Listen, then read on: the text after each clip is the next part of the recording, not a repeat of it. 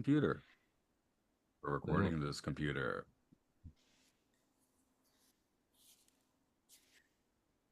The Mystery of Time Enough Podcast 167.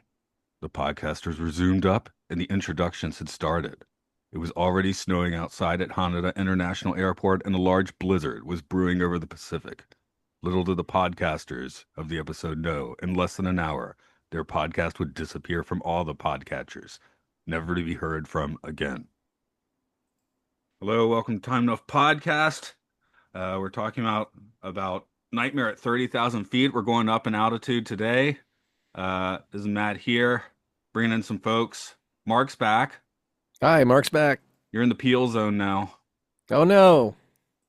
Also coming back, who I've been typecasting, unfortunately, with airplane-based media, is from Mission Log, the Orville, Mike Richards. Hi, thanks. I almost felt bad about, asking you to do this one, but I could not.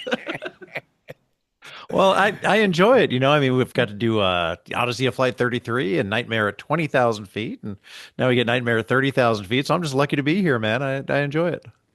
Yeah, it is interesting. Like, I guess I'll come right out of the box and say I do not think this is as good as the original or the movie, but because it does something very different, I kind of still quite appreciate it. Um, My opinion is it is, I think, overall not as good as those, but there are parts of it that I like a lot. And then I feel like I don't know if this is going to be a appeal thing where it's trying to be a lot of things at once to sort of evade your understanding of it. I loved the twist where he got the drunk guy to fly the plane. That was very that was very scary. Um, but then the ending, I wasn't crazy about the ending. yeah, I think it was a little weird. We'll talk about that later, I guess. Mike, what's your history on the Peel Zone? I like Adam Scott. I have been rewatching a little bit of Key and Peele with with my now knowledge of Jordan Peele's ability to be a cinematic genius. And just a lot of the little clips of shots that they did, of basically short films worked into Key and Peele. I have a lot more respect for, of just the framing and the editing and the very quick world building that has to be done for these just couple of minute Key and Peele skits, that I could really, if I had a sharper eye 15 years ago, I probably would have recognized it then, just watching that show. But I see it now, and I see it because of things that I've seen, not only in the Peel Zone specific to the Twilight Zone, I suppose, but also in things like Get Out and Nope and other Jordan Peele projects. And I know I mentioned last episode, but I'll mention again. I have this weird thing where since I started this podcast, I have not seen any of his movies yet because we'll be chasing Ah, the series with the movies. I'm like, it's a podcasting thing. When you do media, it's like, I'm gonna watch that in 3 years, so I guess I won't now. yeah. No, I definitely get that. Or your long term, podcast planning sort of thing. Um, but I'll do a little bit of trivia on this one. We've got the original air date was April Fool's 2019. There's a bit of dyslexia coming through. Just like the comedian, so they were, I guess, streamed back to back, aired back to back. I was in Japan when these came out, so I don't really know exactly how they came out, but they did come out on the same day in this case. Most of us should be able to guess that this is based off of Richard Matheson's story for Nightmare at 20,000 Feet from the original Twilight Zone. Simon Kinberg, Jordan Peele, and Marco Ramirez took us 10,000 feet higher with the story, and Marco Ramirez gets the story credit. Ramirez has plenty of TV credits with Daredevil and the Defenders on the Marvel side of the coin, and the Sons of Anarchy, Orange is the New Black, and Fear the Walking Dead on the non-Marvel side of the coin, at least until Avengers Doomsday comes out. Greg Yatanese, I don't know if I said that right, but I said it, directed. He also directed the finale for House of the Dragon and episodes of House. Sorry, I didn't realize how confusing that sentence was till I started reading it. The finale for House of the Dragon and episodes of House, like Doctor House. That's what they call in Japan, Doctor House. He has also Makes sense. served, it does make sense. Not He about was a also house. Yeah. He's also served as showrunner for shows like Banshee, Quarry, and Manhunt Unabomber. Unabomber. Bomber. I looked up Banshee. I was hoping it was like an X-Men show I didn't know about, but it's not. So, okay, yeah, the producer of this show, Kinberg, is like an X-Men guy, right? Of what? Banshee? He did a bunch of X-Men films. I didn't look that much into Banshee, so just a little bit. Okay. Oh, I don't know about Banshee. I'm just talking about the Simon Kinberg. Oh. He was the Dark Phoenix guy, right? Yeah. Oh. He didn't get the story credit, so I didn't go looking into him. Oh, I'm just drawing tangents. Continue, please. Justin Sanderson is played by Adam Scott. He's been on Parks and Recreation and The Good Place, but I didn't really see those. So I know him as the a-hole from Step Brothers, and Mark and I have been getting deep on his Severance character, Mark Scout, on our Imprisoned in Prison podcast, just to plug ourselves a bit. Mhm. Chris Yeah. Diamantopoulos is your new captain. He also appeared on the show Silicon Valley and played Mo Howard in the 2012 Three Stooges film. He also voiced Mickey Mouse in the Wonderful World of Mickey Mouse and the theme park attraction Mickey and Minnie's Runaway Railway. So that's a pretty prominent spot. Hmm. Tammy Crosby was played by Katie Finlay. She has acted in shows like The Killing, The Carrie Diaries, and How to Get Away with Murder. Eric Lay was your old captain, also a TV guide. His main claim to fame was as turncoat agent Alex Krycek on the X-Files. I don't know if I said that name right either, or if that's a spoiler for a 25-year-old show. I don't know. I could spoil my trivia if I want to. Think I remember that character. I'm not sure. Mm. I don't dislike the X-Files, but I've never really fully dipped my toe in it. It it kind of did. It serialized things in kind of an annoying way where it gave you like this kind of central mystery, but it was obvious that they had no intention of giving you very much about it, and I don't know if they ever really thought about where that was going to go.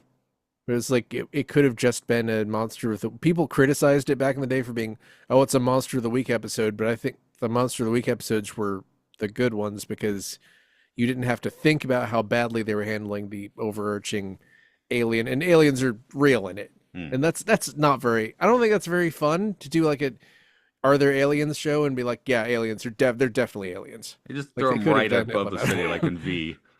It's yeah, it's like pick one or the other, but it's like you can't like keep pretending like, oh, I don't know, one of the central characters of this show doesn't really believe in aliens, Hmm. but there are definitely aliens. Well, we'll talk about what people believe and don't believe in this episode, I suppose. Yeah. I am bumping into the chat if anyone needs it.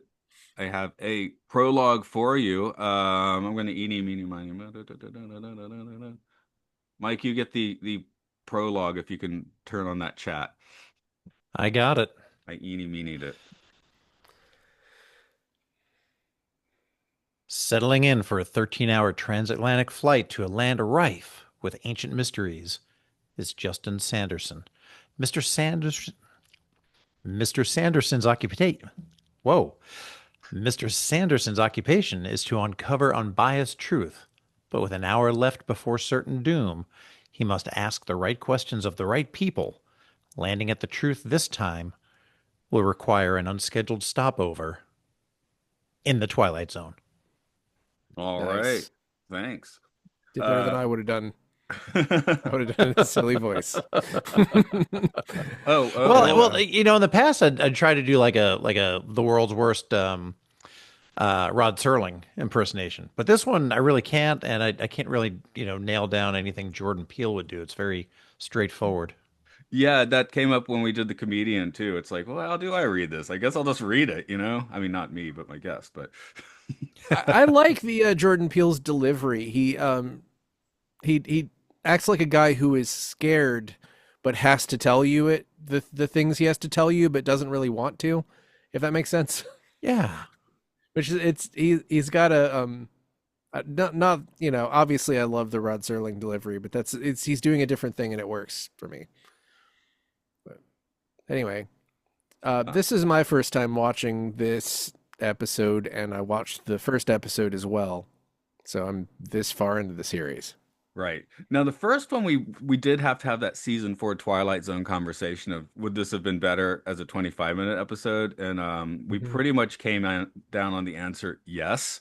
Like there's just a few in that episode there was a few kind of pointless subplots that padded the thing out. We're like you could strip this thing down and like really make it rock. This one like it Yes. works so you could shave a few minutes off of it, but I don't feel like this one like overstayed its welcome at I think 37 this minutes. one is actually could be a little longer, and the first one was way too long. Okay. That's my opinion on it. The first one, I liked it. You know, it was good, but it was definitely the same thing happened like 20 times. So you could definitely have cut some of those deaths out. Yeah, but okay, what would you have added to this one then? I think I would have just stretched the ending more because the ending was just, oh, we're on an island. Oh, everyone's still alive. Oh, they're gonna kill the guy. It just happens really, really quickly.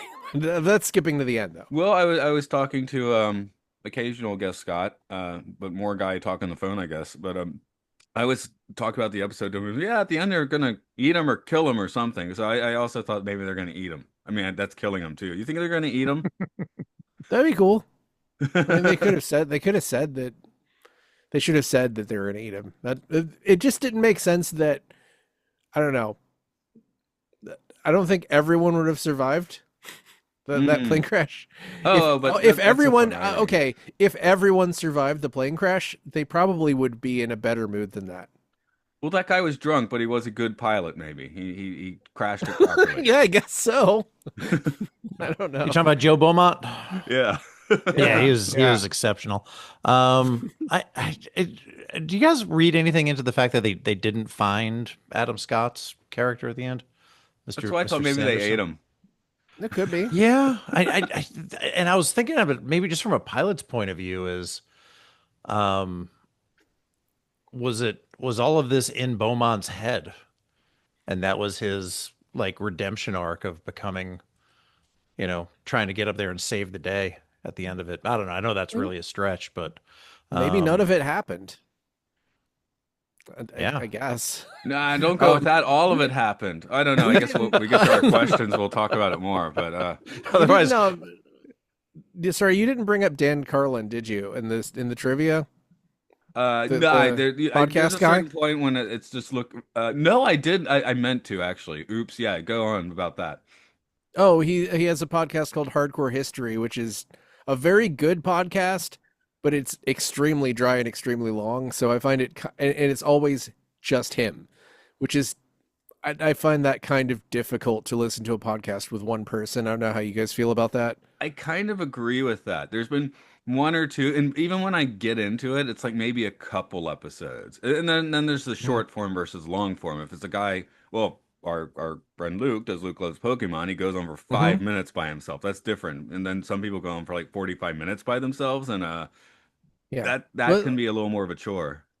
also Luke will frequently, at least from what I've listened to of Luke Loves Pokemon, he'll frequently bring in somebody else to say something. Yeah. It's Well, he's brought on me before, so.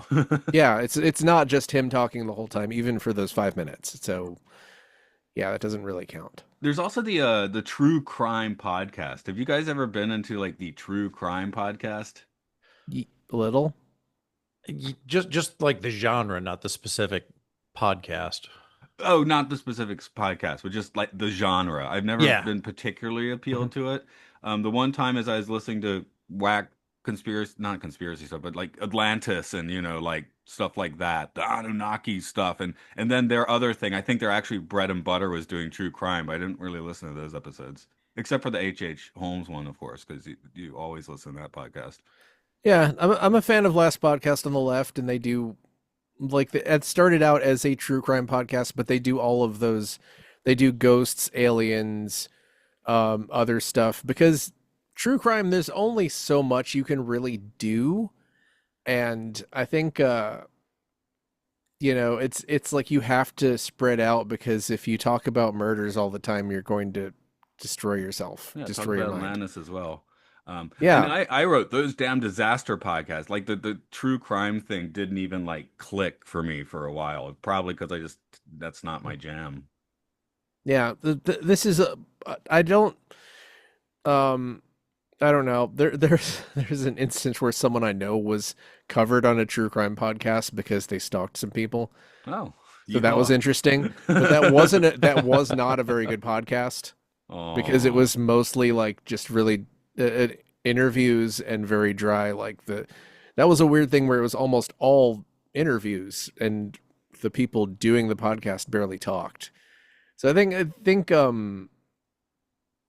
don't know. I Podcasting's guess, hard, isn't it? yeah, the idea of someone just talking into your ear for a straight hour or something. I don't know how long it was It's supposed to be with this one, but yeah, they don't make that clear. You can look Also, at the iPod and probably see the number how long it although is. But it is like a what like a Twilight Zone machine. He sits into his chair and it's in front of him in like a bizarre yeah. looking little podcast player or whatever. You know, are you going to play that podcast? Are you going to be that curious? No, the way that Dan Carlin's voice works, it's because he talks like this all the time. Like what he's usually doing is history. So it's like if you talk about history like that, it's like it kind of works. But if you're talking like that about like a guy murdering somebody and you're listening to that and that it's just his voice, be like, he was never found like that is kind of says more about Adam Scott's character. You know what I mean? Well, he investigates too much. That's his Oh fatal yeah. flaw. He investigates The, too hard, so he the sees that he's past is got to in the play it. past. Yeah, but it is suspicious equipment on an airplane, so that's you know. Hmm. Well, apparently everything that Dan Carlin said was kind of true Hmm. or And true. generally, from my experience, when you find something on an airplane that's not supposed to be there, it's the sign of a problem. So, yeah, finding a old MP3 player, probably not great. Don't put that Um, thing in your ears. yeah. What did you guys think of the decision to go to the well a third time for this one? Just um, whether it was better or worse or not, it was sort of like we've It done was this. the same thing Star Trek: The Next Generation did. Their second episode was a yes. Make it remake. now. Yeah. Yeah, Uh-huh. and And that it was wasn't good. That Right. episode was, I'm sorry, controversial maybe. Yeah, those I those don't think most early people like writer's that one. strike remake episodes, not very good. Um, When I did was I eight tell you years old, about I thought it was great, though. I'll throw that out. 1987, when I saw it live on the air, and I was eight, I thought this is great. It made me not watch Next Gen for I think 2 years when my brother told me it was getting good during season three because I was like, if all we're gonna do is remake original series episodes, what am I here for? And there were other shows that were like that. There was a version of The Odd Couple that came out with Desmond Wilson, I believe his name was. He was Red Fox's son on Sanford and Son, played Lamont, Lamont? and Yeah. The yeah, and Simpsons. they were literally just remakes of the Odd Couple, with Tony Randall and Klugman, Jack Klugman, and I thought, what is the point of this show? And then I get to Next Gen, and they literally just, it wasn't line for line, but it was very much a remake of The Naked Time, and I was like, I don't have an hour in my schedule for this every week if they're just going to remake old episodes. And I was out, and it was like 2 years later that my brother was like, "No, this show is good. You got to watch it." Sorry, throwing out The Simpsons. There's like that one didn't really catch on until season three as far as quality. But yeah, they were not remaking episodes. So I guess that doesn't apply Yeah, to this. Um, and to be fair, I think that was the only really egregious example of that on Next Gen, but it was the first one after the pilot. I was like, "What are we doing?" That is one this thing with the Peel show in general. I think we're gonna get like there's 20 episodes. I think three or four of them are gonna be like, light or heavy remakes. This one does go a I very different direction, which I like. No gremlin except for that that doll at the end. So that's what aside from the excessive callbacks, like everybody is named after Twilight Zone people, Captain Donner, etc. Mhm. But no, I think that part of the exercise here is make you think you're going to watch a straight remake, and then one of the twists is it's not at all. It's not that at all. It is, however, a very familiar story, and I can't. I was racking my brain trying to remember which Twilight Zone episode was. Guy finds a recording and listens to it, or reads something that comes true, and I know this has happened, and I cannot place it. Nick of Time with And the Devil Fortune Machine does a bit of that. yeah, yeah, well, that makes sense to combine the two Shatner episodes, right? Um, so Oh that yeah. makes a lot of sense. That makes a lot of sense. But so It I does. So, don't so yeah, think so the value is kind of in the bait and switch then. I You're like, think all yeah, right, he's I'll watch talking it.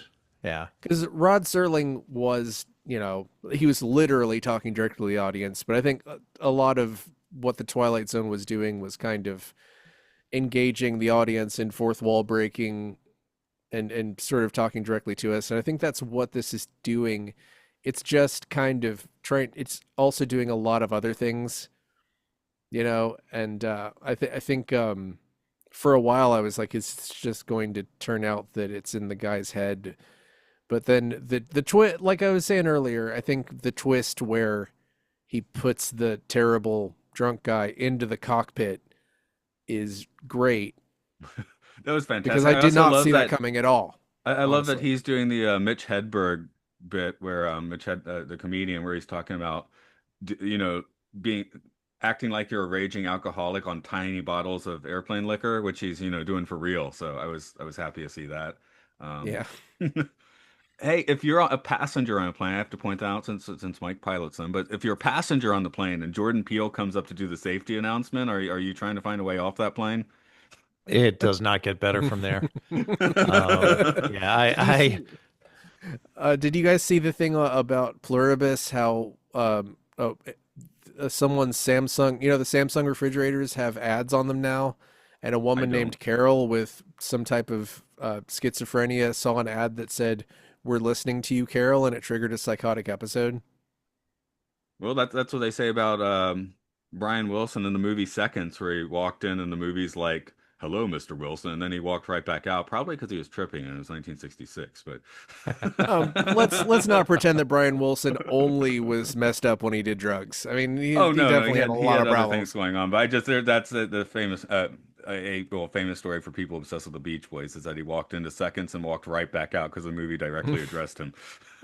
Yeah, well now refrigerators are doing it. But yeah, I did Jordan Peele, same deal. If I I go think into a movie and says "Hello, Mr. Commodus," I might flip out a little bit because that's not a common name. certainly not.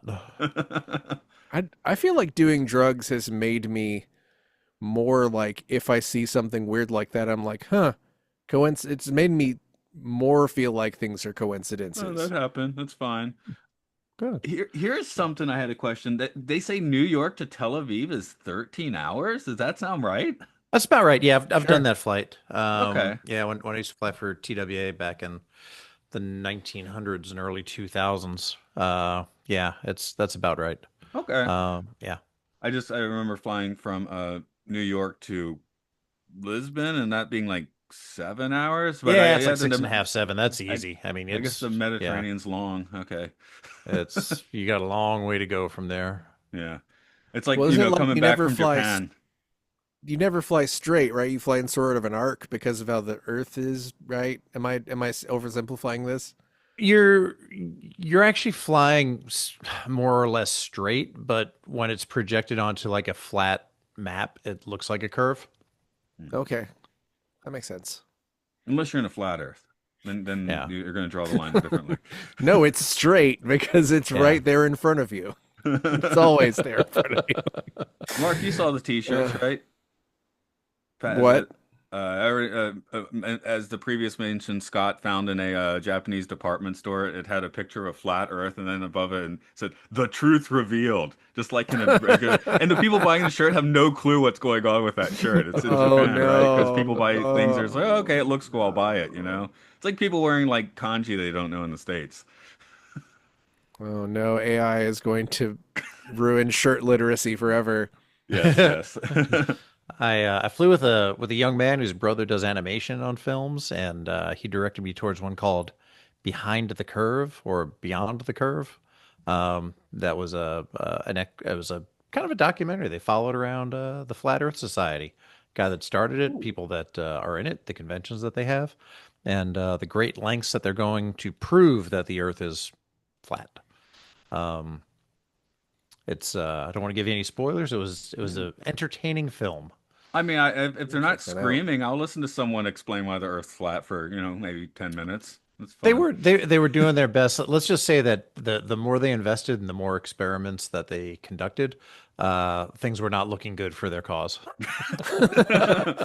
I mean, my favorite thing is I think that no matter what, every time you talk to a bunch, like a group of flat Earth people, there's at least one person who's just there, ironically, to laugh at them later. Like there, I guarantee it. There's definitely somebody who is just going to play along until like forever. Yeah, Anyway, sure, why not? well, yeah, it's not hard to do, right? It's not like being in a cult where you're going to give up property.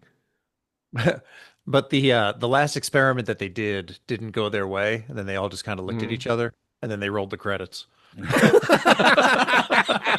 The There truth was revealed. Yeah, there was definitely a flat earther who like flew on a rocket he made and crashed into something kind of recently, right? Like, do you He guys fell remember off that? the Kinda, edge of the yeah. earth, probably. He fell off. Yeah, that's Oh, what too He happened. soon. fell off. He proved it. He fell off. He was going to fly high enough to not see a curvature and prove prove Oh, it okay. that way. Well, no, I guess you can't fall off because there's a giant Antarctic ice wall, right? So, Mhm. Well, I mean, how far could he possibly go? hmm. Uh Up? He can go oh, pretty far up. He hits the firmament. It's solid.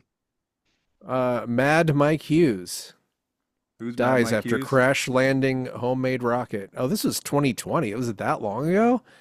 Time's been warping in the past, what, 5, 6 years. Wow. Oh yeah. He hoped to prove his theory by going to space. It's just like Star Trek First Contact, but the sad version. Oh. Eh.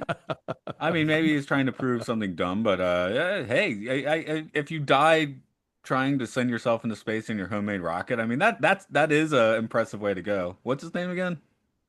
Mad Mad Mike Mike Hughes. Hughes. Oh, yeah, that okay. He's mad now. Great. He's dead now. No, he's He's dead, mad and Mike dead. Hughes. Yeah, that's Sorry, right. that's not a very nice. I mean, you Well, deserve to die for that. I don't feel launching like people yourself deserve into to space and die for failing, that. you can still be a legend. I mean, hey, yeah. Yeah. And I only say that, but I mean, if the flat Earth movement was so big that it was literally affecting everything we do, that would be different. But I just don't think. I think it's people who are just kind of, gone astray Um, and not. we've got. I want to get back to the to Joe, the pilot, who is he actually riding this thing on comp? I'm not sure. It doesn't. I mean, can you like destroy your life and still get free rides with the company? It sure seemed like he was just sort of non-revving in the back. But no, no, you can't. I mean, I guess there's a world where you medically retire or where you know, take an early out or voluntarily resign or something like that. But yeah, if you're kind of, from what I heard on this, you'd probably be separated from the company, I would think. Yeah, Yeah, I don't. I don't that's what really made me wonder give if he those was things just. out, right?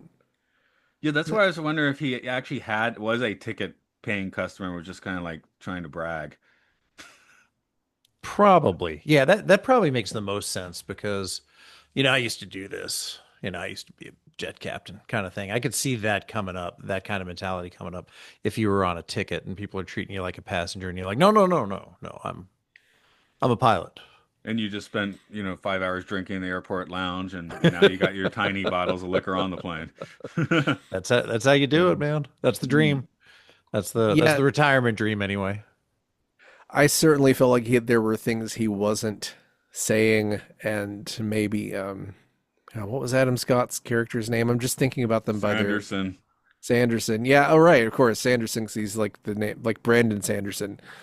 Um, at least that's what I thought the reference was. But yeah, I think Sanderson was really not thinking clearly enough to wonder what this guy's deal actually was, and he just wanted just anything, and he got it. Mike, would the code to get into the cockpit be a 4-digit number? Oh, I honestly am not even comfortable answering that question. Oh, okay, fair enough. Um, did you? I guess we should say willing suspension of disbelief in effect here for that guy actually getting in there. Well, it's like he has magical access to the 1015, so Yeah. Um, there is a lot that goes on with that door code. Like the door code does exist. There's just a lot more that goes on behind the scenes. Also, there good, was And there's several layers of redundancy good, beyond just the code. okay, that's good good, news for us. So good. Yeah. in All case that's Joe's good. on our flight, um, I they had a figured that flight was deck magical. camera. Is that a thing? No. Okay, I thought that was Yeah. weird. I'm like, I didn't feel like passengers don't get to see into the flight deck like they do in this Yeah. episode. There might be some countries that do that. It's been sort of floated now, like because we have cockpit voice recorders and flight data recorders, and there's been a push to have videotapes, video surveillance basically of the flight deck, and that usually gets sort of those initiatives usually get you know quashed at some point by pilots unions and regulators. Possibly somewhere else in the world, they have them. There's also they're used for training sometimes. So you can go back and kind of watch yourself and be like, man, I didn't realize I did that. That's unfortunate. Right, but that's not for the Um, passengers' consumption on the back of right. their seats. Now, when I was a kid, I used to ride on airlines, and you could see they had like that they would show it on the movie screens on like a wide body, that when they had like the central view screen, if you will, at the front of that section of say coach, and it would show the flight deck, behind the three guys looking out front through the window for takeoff and landing, and I thought that was really cool. But I have not seen that since you know a long time.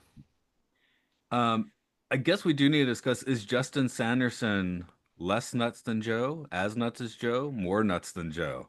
I mean, because we follow Well, him, so he's like our kind of our protagonist, even though he gets eaten at the end. I decided he gets eaten at the end, by the way. sure. So We so you're don't. you're slightly, I mean, you're following him, so he seems less nuts than Joe, but you're like, actually, he's as nuts as Joe, really, if we're really working it out.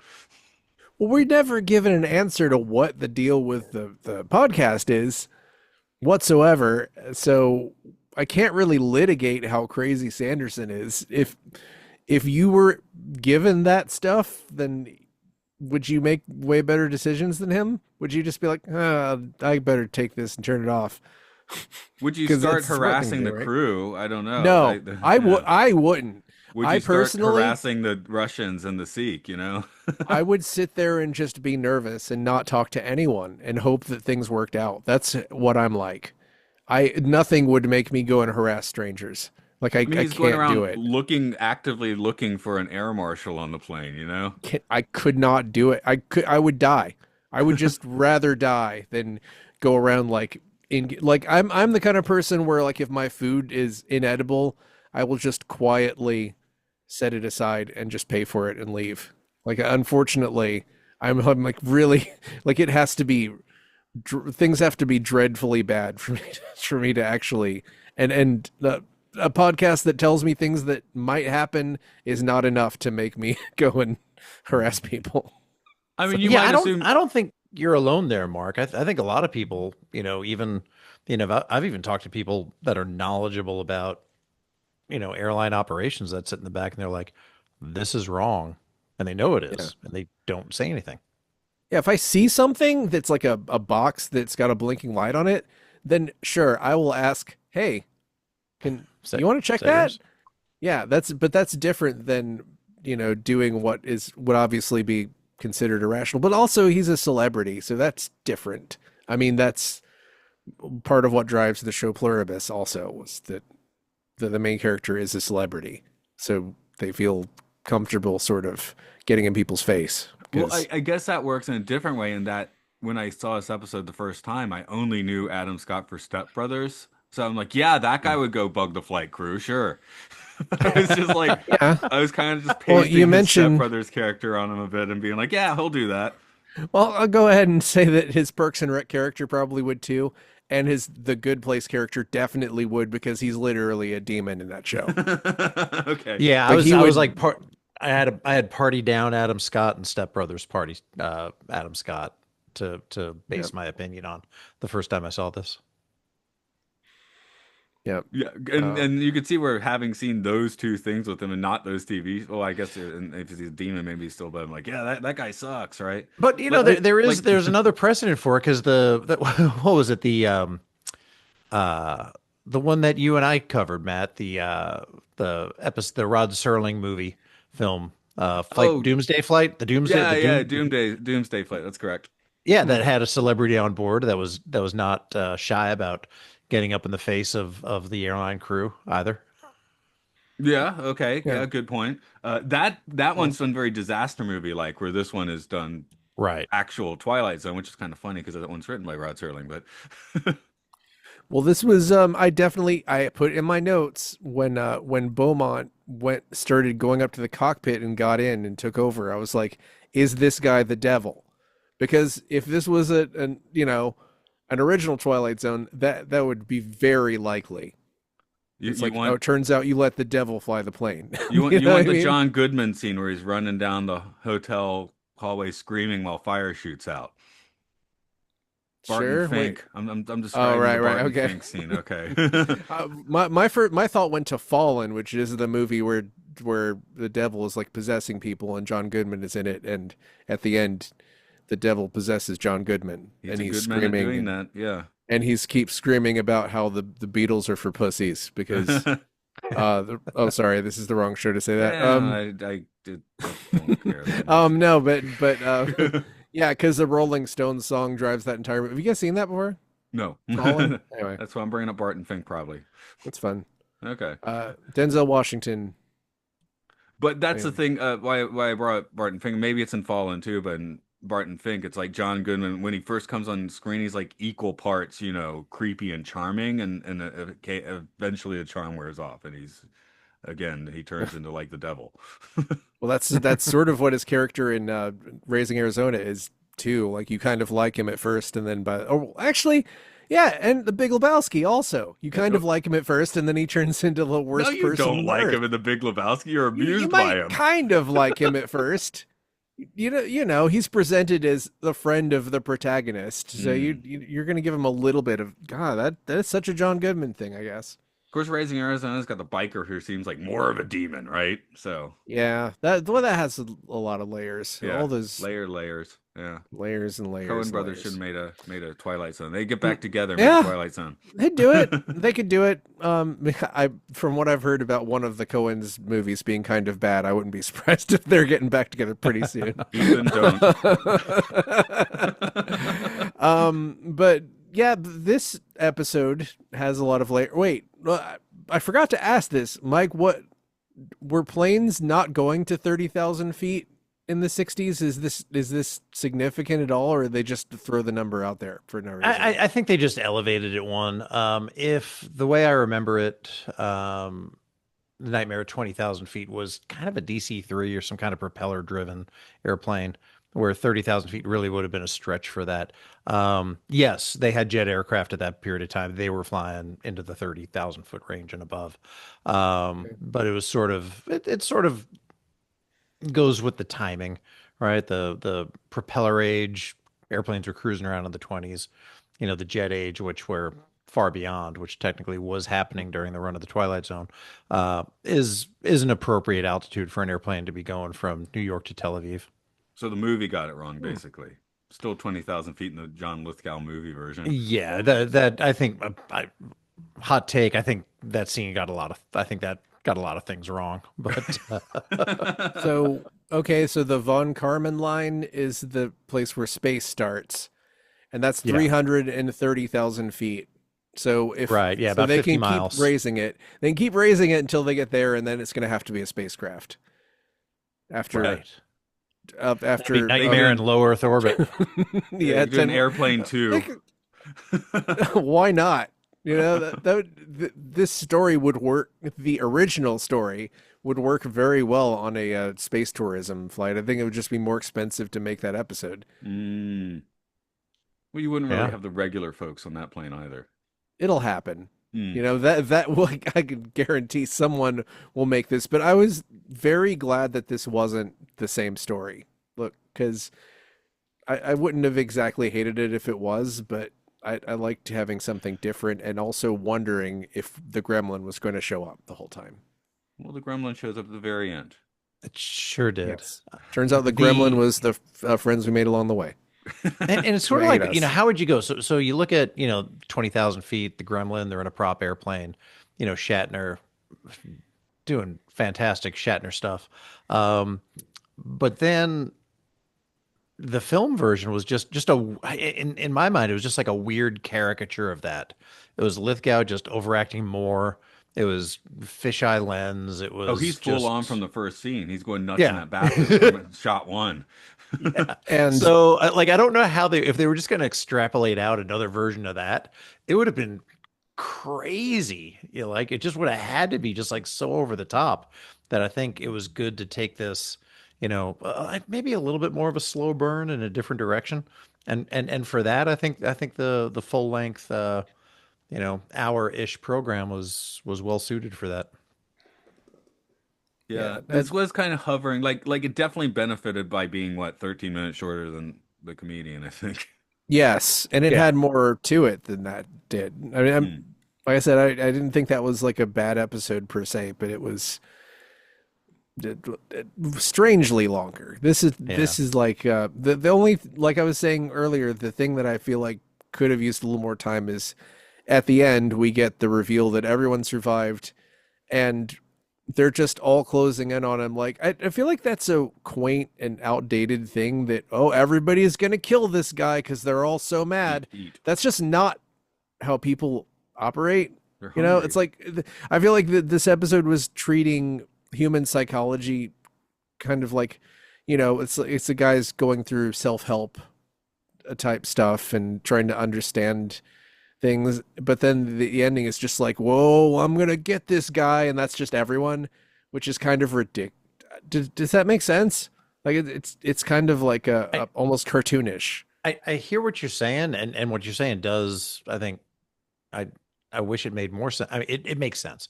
Yeah, I wish I felt like it was more true because I know on airplanes, if you get somebody acting up and like going for the flight deck door, like there have been cases where passengers have killed them.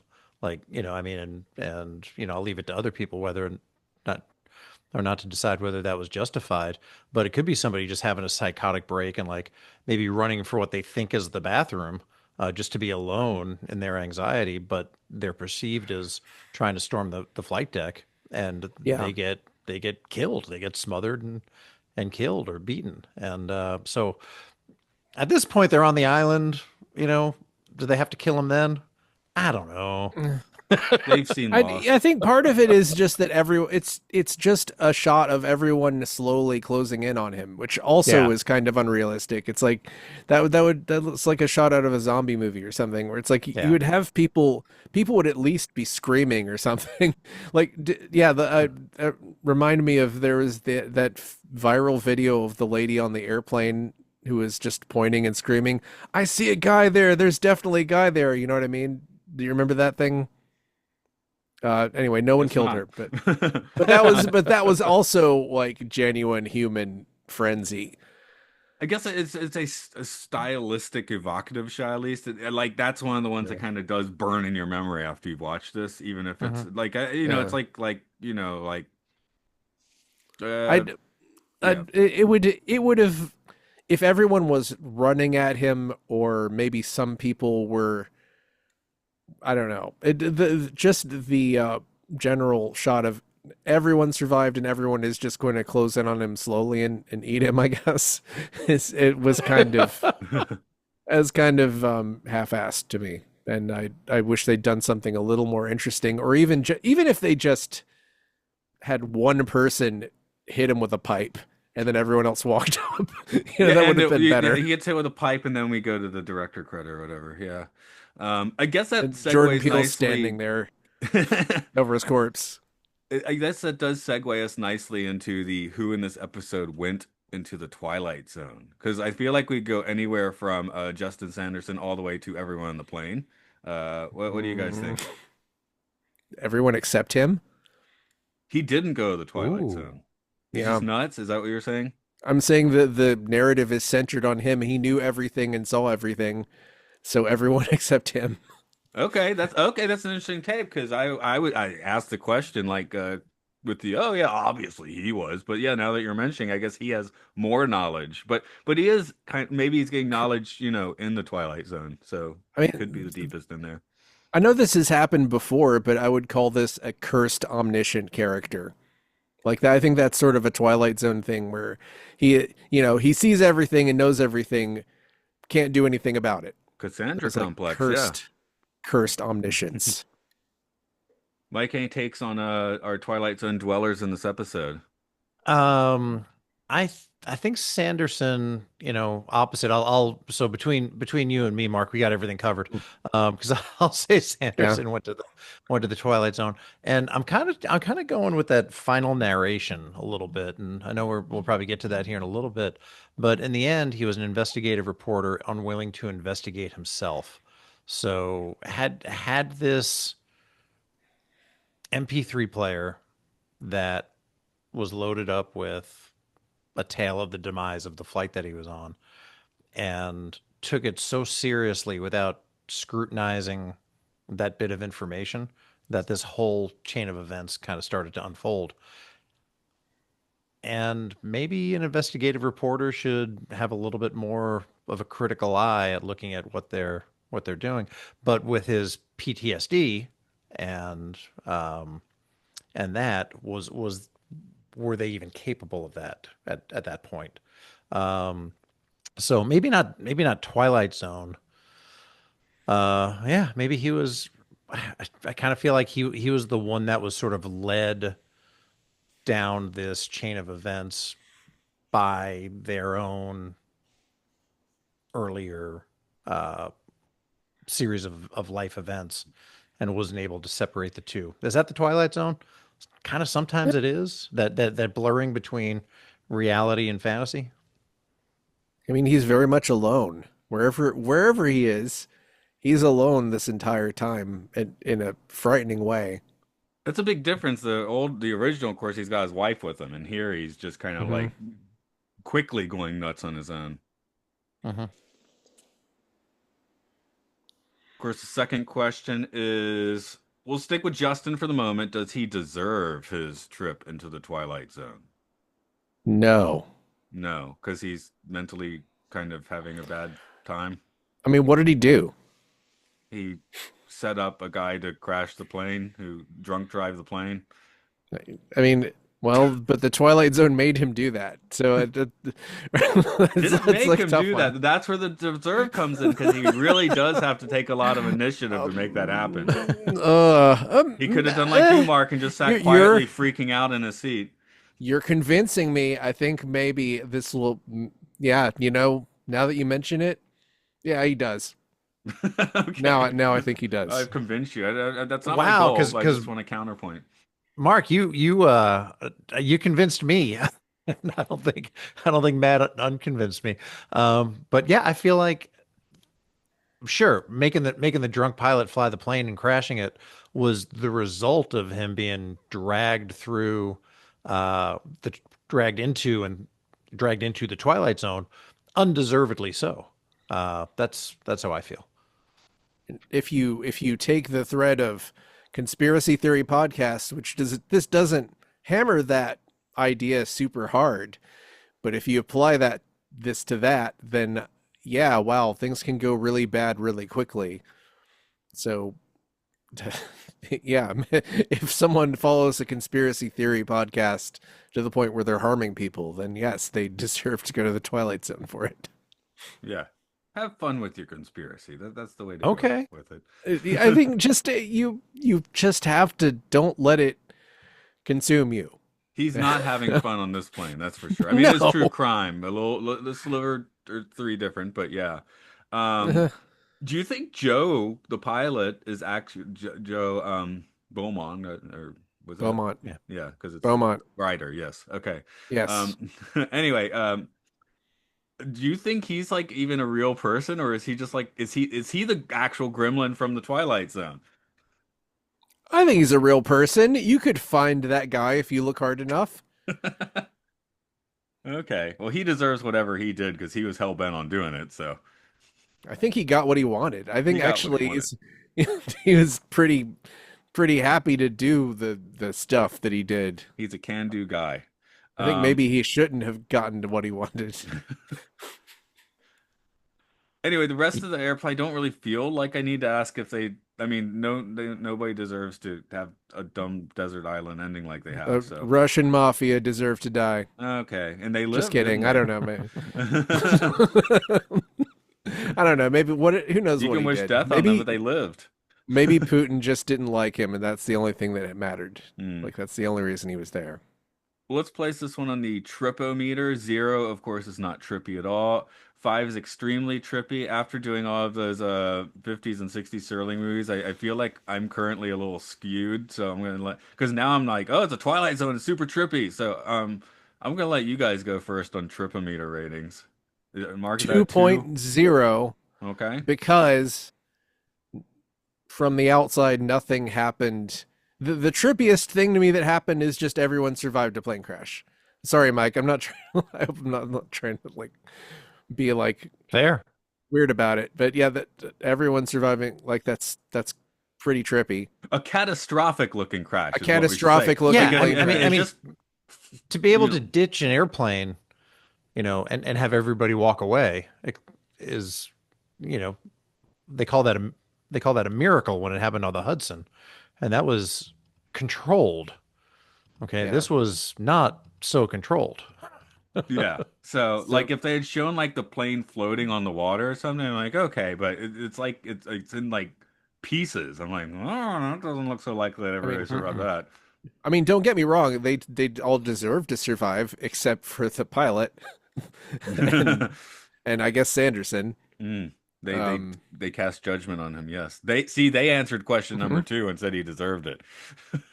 Yeah, I can't argue with everyone on this flight. Honestly, they know best.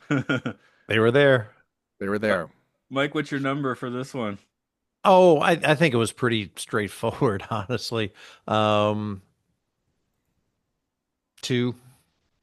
Okay. I gotta bump mine up just 3.0 just because of the title of the episode and the bias that I said before we even started talking about the tripometer. So Okay. I I think I mean, gave the the comedian like probably slightly higher than I should have, which I think I also say in that episode. So I have to readjust. I think that one was trippier than this because people disappear from the timeline. Nothing like that happens in this episode. If they kill him or even eat him, that's happened before. Mm. Well, That my happens all the scores reflect time. that. You know Hmm. what? Also, because it's Captain Donner that planted the seed, right? They're gonna eat him. Mm. Gotta. Oh yeah, Donner. Okay, that took me a Yeah, second. I think I was taking a seed from that.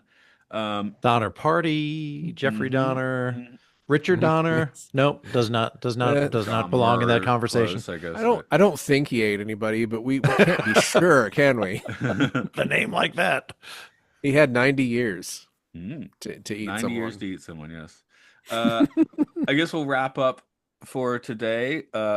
Mike, you got anything you want to share with the good folks out there that's going on? Yeah, Jessica just did a ranking with Roddenberry that I wrote for where we kind of pointed out 5 times that the Orville lived up to its kind of Star Trek, lineage, maybe aspirations. You can catch that on the Roddenberry YouTube channel. That was a fun little project to do, and just got word that the writers' room is back together, has assembled for the Orville season 4. So that's good news. No. You I'm guys have definitely looking forward to Orville season 4. That has nothing to do with anything else I may have watched. I'm really looking forward to the Orville season 4. Anyway, you've got some TED Talks coming back soon. Ted season 2 is coming back. I imagine we're gonna get together and do a Talking Ted season 2.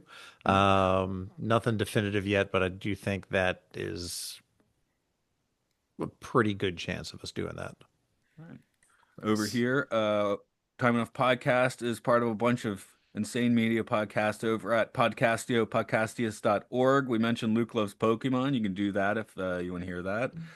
Films and Filth is where Mark and myself and Mike sometimes there talking about what are very highly rated, very lowly rated movies on the Internet Movie Database. And uh, Mark and I are also about to start doing some animated apes over at Podcast 1999. So come dig that. They are kind of animated.